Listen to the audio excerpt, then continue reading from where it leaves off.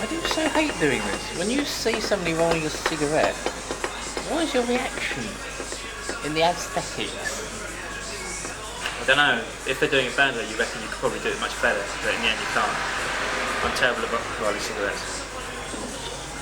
You don't think it denotes anything? Denotes? It feels like some sort of horrible grandfather. It reminds you of your grandfather. Decaying old being. Yeah.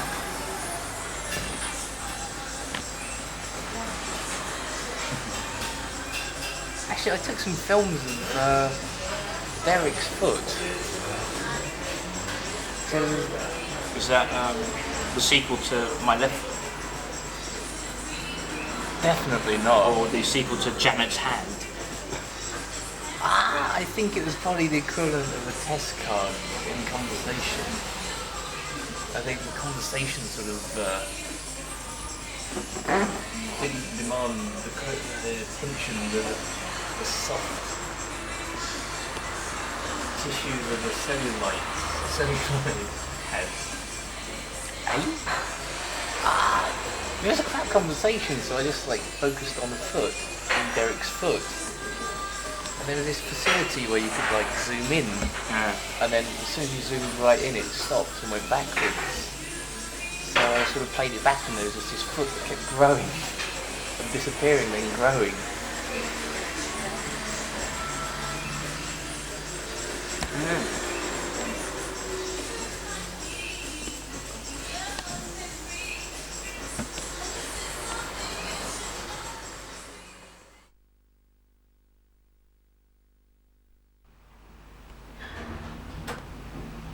Someone in a lift.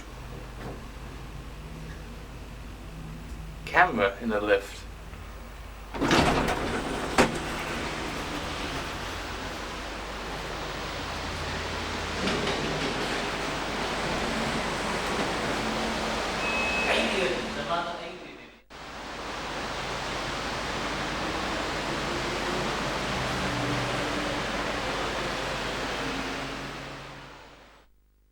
Greetings, sir! Oh, the door!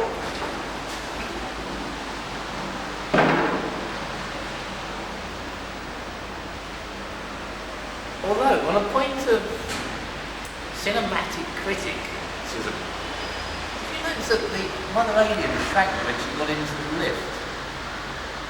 He shrank. She was about 50 feet tall when she first found it. And it got into a person-sized lift.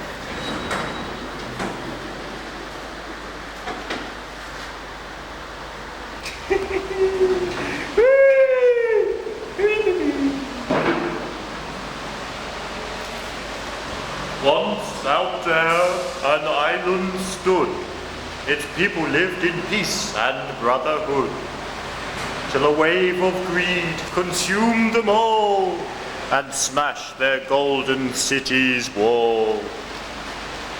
Down into the depths they sank without a trace, this former inspired and noble race.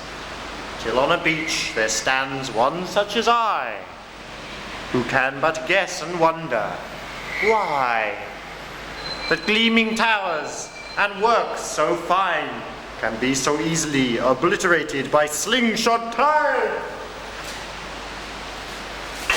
Maybe they reached too high and knew too much, and some forbidden knowledge tried to touch.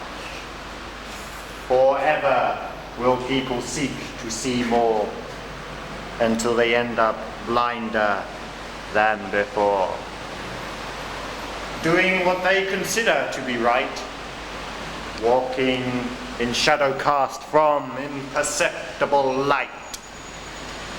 Such are the lessons to be learned, the dangers of apocalypse on our memories to be burnt, for fear that by playing too much the fool, we shall end up going their way too. This is the legacy and legend to be told of a city in a forgotten time of old. Have you guessed the name of this city of old, of whose glittering towers I have told? who was so fatally drowned by an ocean's false kiss. The city's name was... I could say Newton, but it's Atlantis. Atlantis. It's not people that are important, it's what they're about and where they're going that counts. Don't mistake the moon for the sun, it's easily done. Ode to the Lost Island. Once out there an island stood, its people lived in peace and brotherhood, till the wave of greed consumed them all and smashed their golden city's wall. Down into the depths they sank without a trace, this former inspired and noble race, till on a beach there stands one such as I, who can but guess and wonder why, that gleaming towers and works so fine can be so easily obliterated by slingshot time.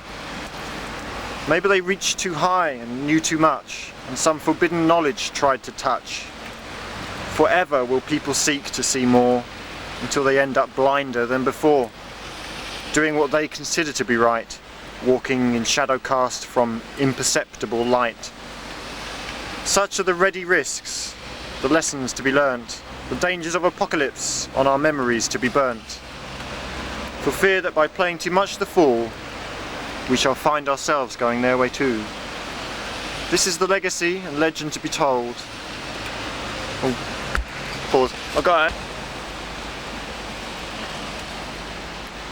Have you guessed the name of this city of old, of whose glittering towers I have told, who was so fatally drowned by an ocean's false kiss? The city's name was Atlantis.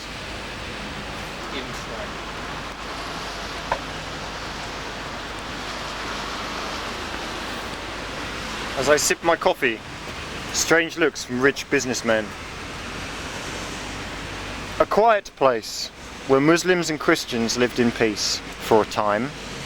A desert-coloured, spacious maze of a fortress where a steady tranquility oozes from the corners of the walls and silent bubbling fountains of clear water inspire the poetry of peace.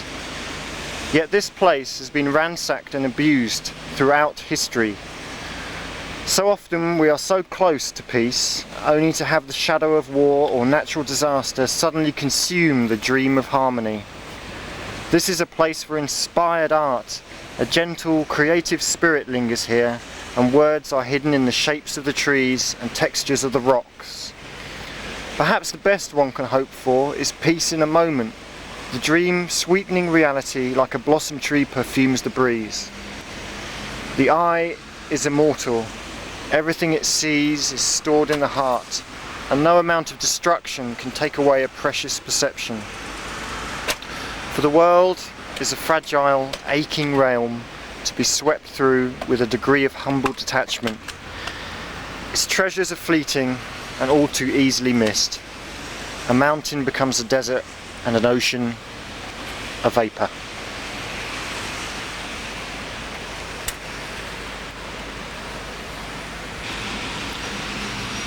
Under green-leaved shade and near the sound of water, disappointing people read and recline the evening away. The park holds the illusion of tranquility. Is this the heaven of the mediocre?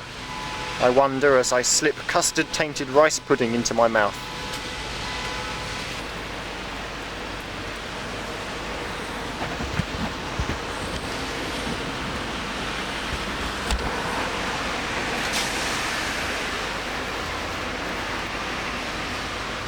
But why? Why did you do it? Why have you taken such an innocent thing as a hand and corrupted it into a monstrous thing? The way all things happen. When one sacrifice goes too far, it becomes cursed. He possesses me with a madness! I must destroy him! Ah! Ah, it was my madness. It was all mine. But the wrong man has escaped.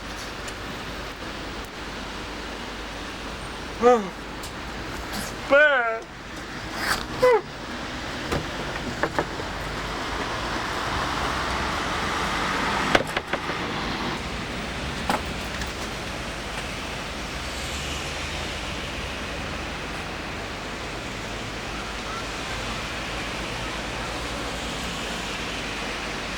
For this activity I receive a government grant. I am fully subsidised by the government to do such things. For which I make no apology. The elements were willing, but the brain was weak.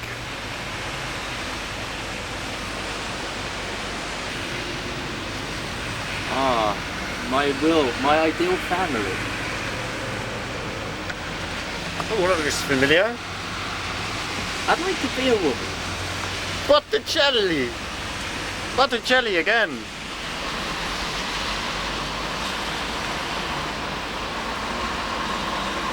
There's a particular attraction for you? Oh, but it holds many things. God. This is what Catholicism does to a person.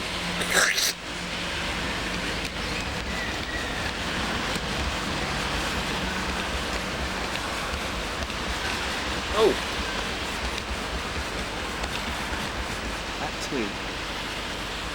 Note the self-abuse fear.